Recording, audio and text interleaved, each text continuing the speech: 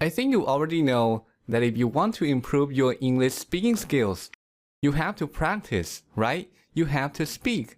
Studying grammar will never improve your speaking. Listening to English alone will never improve your speaking. You have to actually speak. But what if you don't have someone to talk to in English? How can you practice then? Well, there's a technique that allows you to learn to speak English by yourself. No speaking partner is required. This technique can help improve many aspects of your spoken English, your sentence structure, your grammar, your vocabulary, and most importantly, your ability to express your thoughts and ideas effectively. So what is this technique? Well, here's what it is. Learning to speak English through imitation.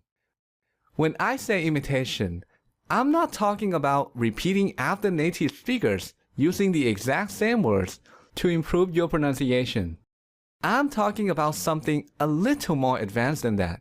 Here's how it works. You listen to a conversation, a story, or some kind of speech, and then try to deliver that speech in your own words. Let's see this technique in action.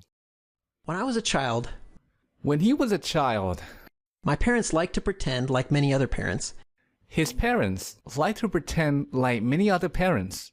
that Santa Claus would bring us presents at Christmas. His parents liked to pretend that Santa Claus would bring them presents at Christmas. So when my siblings and I would wake up on Christmas morning, So when he and his siblings would wake up on Christmas morning, there would be a bunch of presents from supposedly Santa Claus sitting in front of the fireplace. there'd be a bunch of presents from supposedly Santa Claus sitting in front of the fireplace.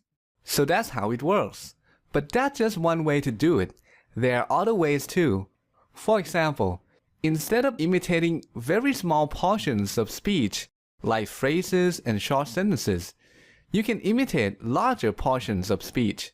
So in this case, you wait until the speaker completes a thought or an idea, then pause and try to express that idea yourself. Another approach is to simply listen to the whole speech and then try to deliver that entire speech yourself.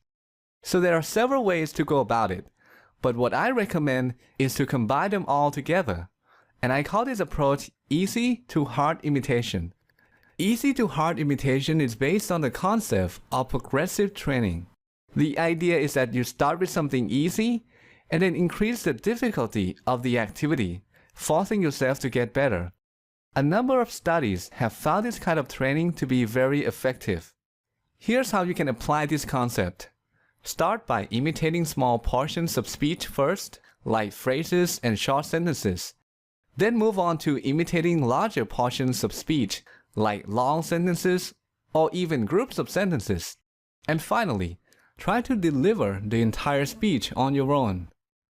This technique offers many benefits. You get to listen and imitate correct English, which helps you learn to form sentences properly. You get to learn idioms, expressions, and other speaking patterns that are used in day-to-day conversations. You get to learn grammar. When you imitate other people, you're learning grammar through a process called implicit learning.